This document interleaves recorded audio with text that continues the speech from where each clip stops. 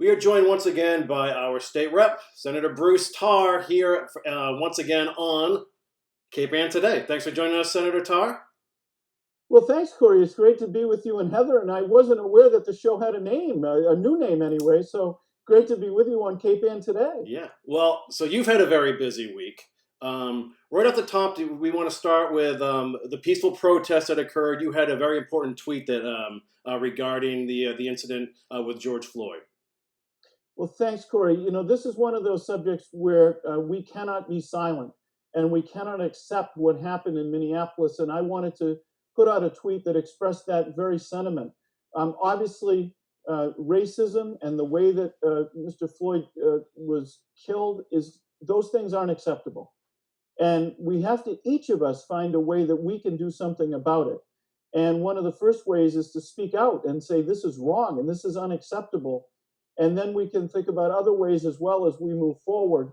And it seems to me that the most effective way to be able to change the things that we don't like in this situation, and there are many not to like, is to do so in a peaceful, respectful way that is forceful and says we cannot allow these kinds of things to happen and continue to happen, but one in which we also remember that we're all humans and we need to protect each other's safety. If we're going to be against violence, we need to be against violence, period. And I've been very pleased to see the peaceful nature of a lot of the things that we've seen. I've been very discouraged to see some of the violence that's happened, but I believe that people are inherently good. And if we continue to work together and we continue to identify the things that we can do that will make a difference in this situation, then we can make progress. And I believe it's our moral obligation because being able to live freely and peacefully, those are some of the things upon which our country is founded, and we can't forsake those principles now. Well said. Yeah. Senator Tarr, I understand there's been some news on the May revenue numbers and the state budget. Would you like to talk about that? Sure. And Heather, I'm going to preface this by saying I hate to be the bearer of bad news, but I want to put it into context as well. So we've known for a while that May was not going to be a good revenue month, and that's because of the high rate of unemployment, the number of businesses that are shut down, but also the fact that we postponed some dates. For instance, the income tax date, the due date was moved to July 15th. So we knew that we were going to see a shortfall, but it's a pretty substantial shortfall. So in May, where we don't generally collect a lot of tax revenue, it's not as big a month, let's say, as April, but we collected $320 million less than we predicted we would. Now, remember, those predictions were made months ago before the pandemic had its outbreak, but that means that our budget is short by another $320 million for that 1 month alone. And if you look at the cumulative effect of the last couple of months, we are now short by about $2.25 billion with a B dollars. And the challenge to that isn't just the number, it's the fact that we are now in the last month of the fiscal year, well, the second to last month, the last month. We end in June. July 1st is the beginning of the new fiscal year. So we have a month to try to close that gap and figure this out. And Governor Baker and Lieutenant Governor Polito and Secretary Heffernan have indicated that they think we can do this with a combination of some savings that we have and some money that's come in from the federal government.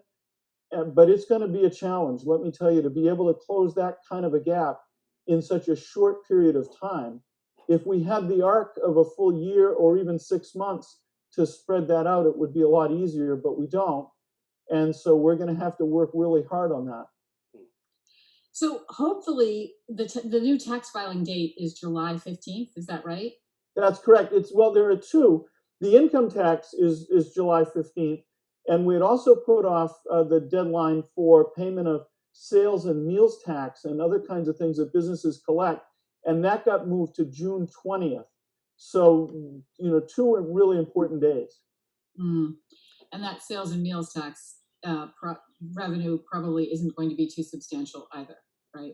I don't think it is. The one thing about the sales and meals tax deadline is it at least is in this fiscal year, but July 15th is in the next fiscal year 2021.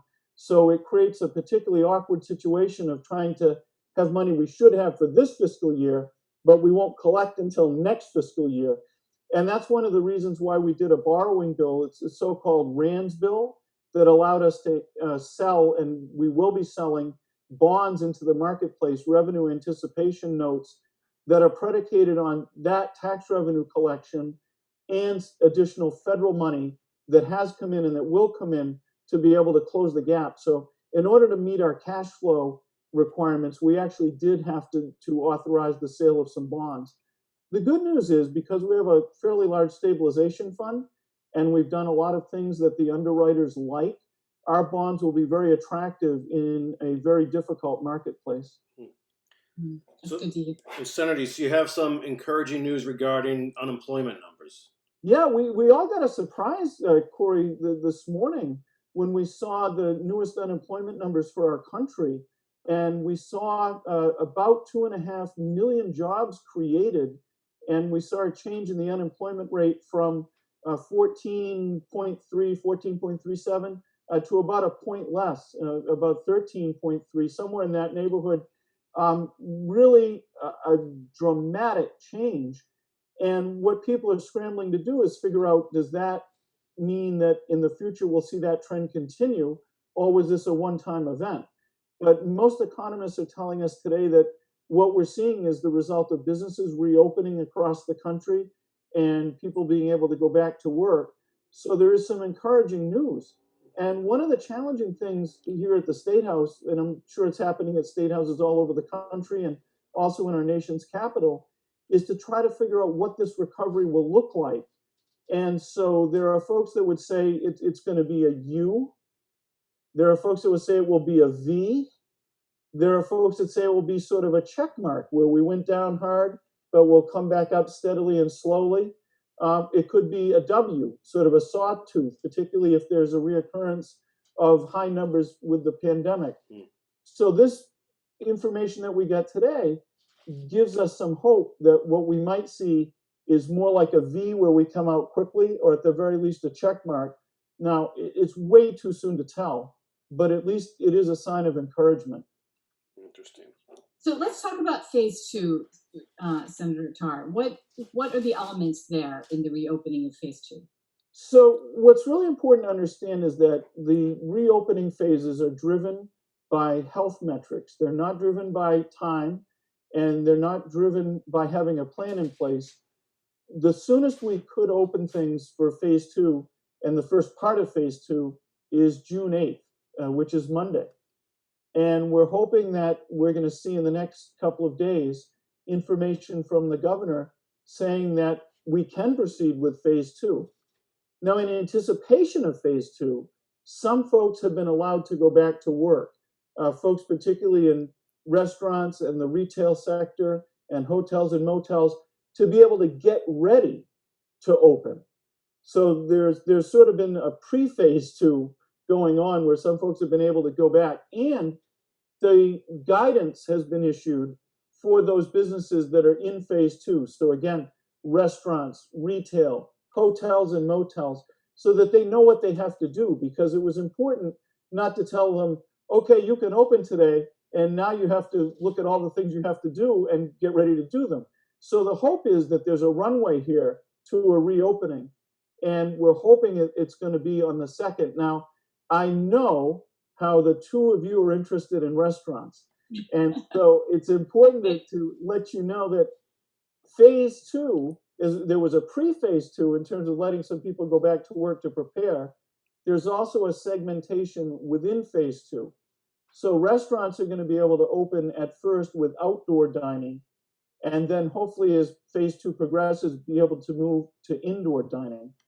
And a really important thing that we discussed as part of that, and the reopening advisory board had to look at, was should we use for indoor dining a percentage of the licensed capacity of a restaurant, or should we look at performance standards like how far the tables can be apart and how far the wait staff can be located from the tables and all of those things? I think it was the right move and advocated for this to happen, to look at a performance standard rather than a percentage of capacity. And that's where we landed and where the advisory board landed and where the governor has wound up. So I'm pretty excited about the prospect of phase two, and everything is moving in the right direction. So the numbers are trending in the right direction. Now it's still pretty sad. So for instance, yesterday we got numbers that indicated about another 50 people had died. So this is still a difficult situation. And I always hesitate when I say numbers are moving in the right direction, because I need to point out that doesn't mean that everything is good, but it means that we're moving in a positive way toward reopening. And my hope is that we're going to see that decision get made over the next couple of days. Can I just clarify something for a second, going back to those unemployment numbers? Sure. So there is speculation that those numbers are reflecting these workers going back to work in Well, the week. they're national figures, Heather, so they're representative of what's been happening in the rest of the country, and not so much the people that are going back to work here. True, that's true, right. So what's important to understand is that states have been affected differently, and we are one of the most impacted states by the pandemic in the entire country. So other states have had earlier reopenings and more robust reopenings, and that's what I think we're seeing in these numbers. And hopefully we'll get a look at state unemployment numbers soon, but I don't think we're going to see significant change until phase two starts to take effect. Mm-hmm. And then there's another element of phase two I was reading about. There's a task force that is working with the State House that is concerned about this opening of phase two at the expense of low-wage workers who are often Black and brown, and also trying to guarantee that the state will reopen, and it can better guarantee, I should say, the health of people at risk and seniors. Can you talk about that a little bit? Well, absolutely. So, and first of all, I just want to mention how proud I am that the legislature passed a bill relative to making sure that people get equal health care treatment, and created a task force to look at that and collect data. And it's a subject that we've been focused on throughout the pandemic. And the task force that you're talking about is a very important one along the same lines, making sure that folks who might be lower income, lower wage workers, people of color, are protected, and that they are protected equally with everyone else as we go back into a reopening here. We want to make sure that as stores reopen and we see more economic activity and hotels open, that we don't do it at the expense of the health of any particular group. And so that's why the task force is important. And I would point out there have been a number of different task forces on different subjects in the reopening. And I think that's reflective of the methodical and careful way it's being done. And so many of those essential workers are involved in the protests this week, we should say. So it's all sort of very connected, right?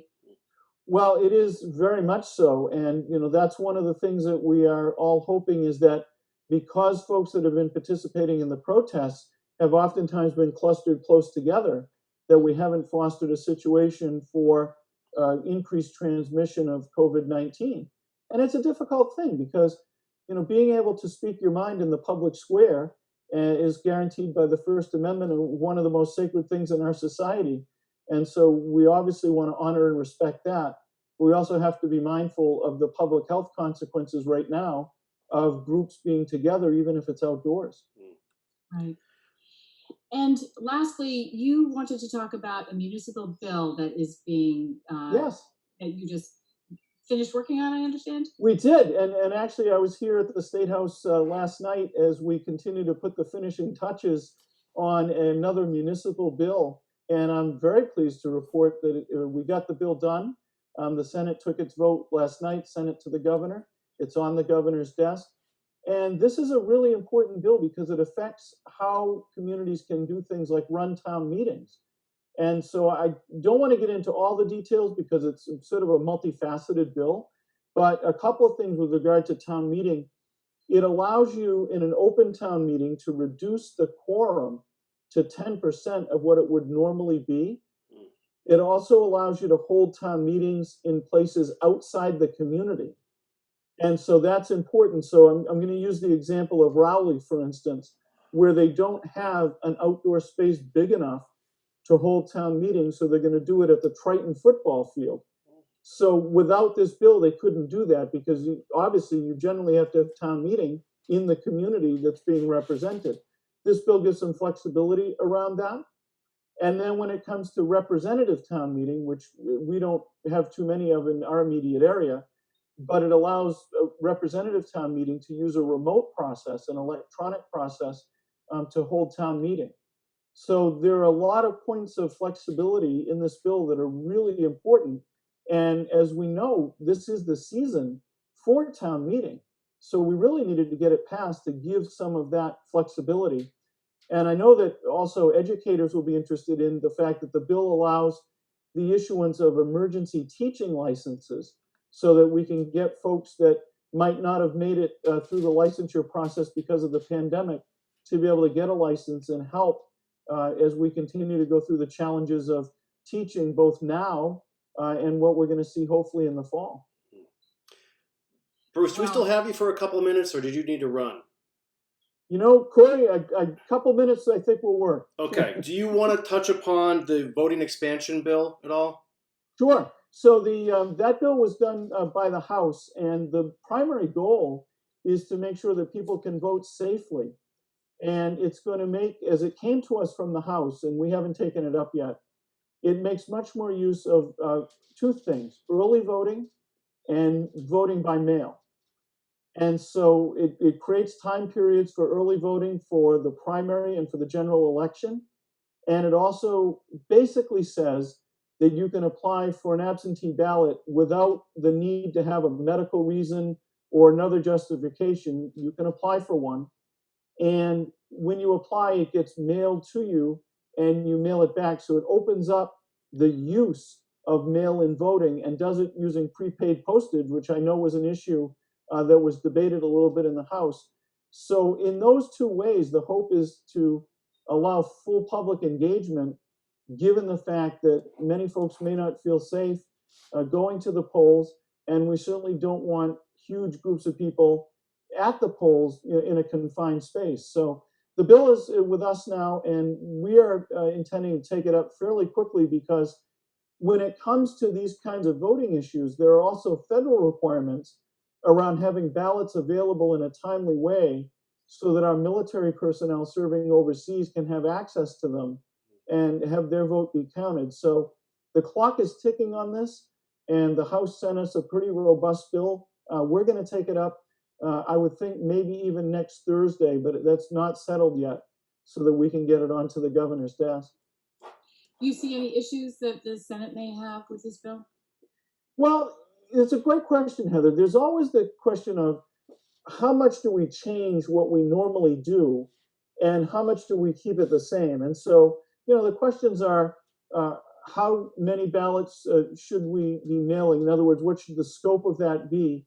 And I think that, if someone's requesting a ballot and they can do it either by mail or on a website, I think we should be as generous as we can with making those ballots available. So we might have discussions of that nature, but I don't see anything that would prevent the bill from being passed or that would create a significant disagreement between the House and the Senate. But that is something I'm concerned about because we don't have the luxury of a lot of time to go to a conference committee and negotiate a final bill. So my hope is that we stay fairly close to what the House did, but obviously, we're analyzing their bill right now to make sure that it's acceptable to the members of the Senate before we move forward. Well, let's hope the Postal Service stays in business this year, if that's the case. It's interesting. It wasn't all that long ago that we were worried about the Postal Service not having enough business and UPS and some of those other things, and now they've become a mainstay of our economy. Mm-hmm. And as I understand it, the postage is paid, as you said, on both the application and the ballot, right? That's my understanding of the House bill, Heather. Again, we're still digesting it. In the Senate last night, we were focused on the municipal bill as the House was doing the voting bill. So we were able to get one over the goal line, and now we'll dig in and really start to look at the House bill. So the answers I'm giving you are preliminary and based on a quick look at the bill. Understood. Understood. Well, thank you so much for giving us your time, and we look forward to talking to you again soon. Well, thank you both. I continue to really enjoy your segments. Usually I get to see them at about 1 in the morning when I'm at home because I'm here at the State House a lot, Yeah. but I nonetheless enjoy them. We love that you're a viewer. Thank you so much. Thank you both. Have a great day. Have a great weekend, Bruce. See you You soon. too. Thank you. Bye. Bye-bye. Bye.